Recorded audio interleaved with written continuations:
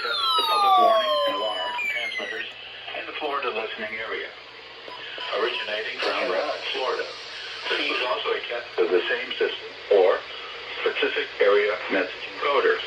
The same system will alert only the county or counties affected by a particular warning.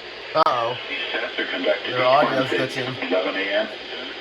and again in the evening between 6 p.m. and 8 p.m. unless severe weather threatens. This concludes the weekly test. We now return to regular programming. Thank you.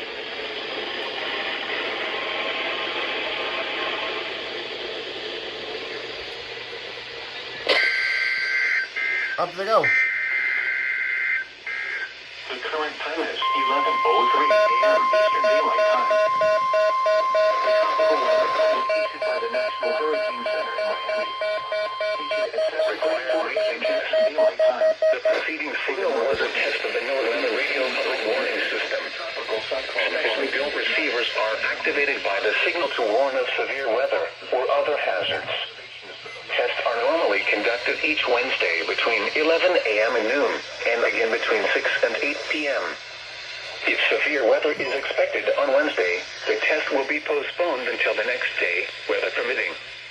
Reception of this broadcast, and especially the warning signals, can vary at any given location. This variability, normally more noticeable at greater distances from the transmitter, can result even though you are using a good quality receiver in perfect working order. Warning alarm tones are activated on transmitters for counties where the signal is reliably received, in sufficient strength for consistent and dependable service. For station KIH63 in Daytona Beach, warning alerts will be activated for Volusia, Flagler, Putnam, Lake, Brevard, and Orange counties. For station KIH63 in Orlando, warning alerts will be activated for Brevard, Lake, Orange, Osceola, Polk, Seminole, and Volusia counties. For station WXJ70 in Melbourne, warning alerts will be activated for Brevard, Indian River, Orange, and Osceola counties. For station WWF69 in Fort Pierce, warning alerts will be activated for Indian River, Martin, Okeechobee, and St. Lucie counties. This has been a test of the NOAA Radio Public Warning System. We now return to the regular broadcast program.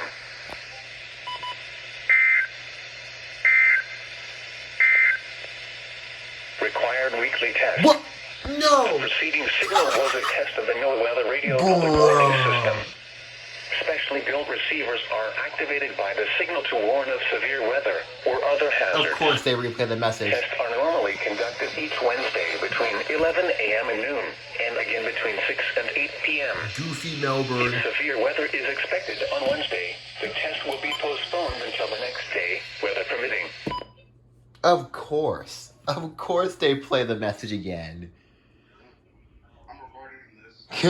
I'm gonna keep recording too. At greater distances from the transmitter can result even though you are using a good quality receiver in perfect working order. Warning alarm tones are activated on transmitters for counties where the signal is reliably received, in sufficient strength for consistent and dependable service. For station KIH63 in Daytona Beach, warning alerts will be activated for Volusia, Flagler, Putnam, Lake, Seminole, Brevard, and Orange counties. For station KIH63 in Orlando, warning alerts will be activated for Brevard, Lake, Orange, Osceola, Polk, Seminole, and Volusia counties. For station WXJ70 in Melbourne, warning alerts will be activated for Brevard, Indian River, Orange, and Osceola counties.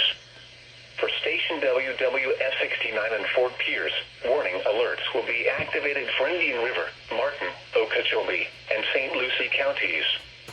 This has been a test of the NOAA Radio Public Warning System. For the second time. We now return to the regular broadcast program. Tropical weather Oh, outlook. okay. I was about to say. AM East Light Time.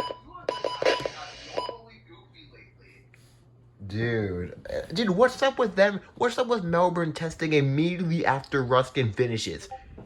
I swear, it's so weird having Ruskin test first. I'm not used to that. And this thing somehow activated, even though the reception wasn't the best, but V4 activated for the KIH63 test, and the...